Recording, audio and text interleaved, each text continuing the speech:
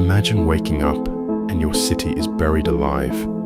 In March 1888, one of the worst snowstorms in US history struck New York and the Northeast. Winds howled at hurricane force, snow piled as high as rooftops, trains froze on their tracks, telegraph lines snapped, cutting off communication. Over 400 people died, many trapped in their homes or lost in the whiteout.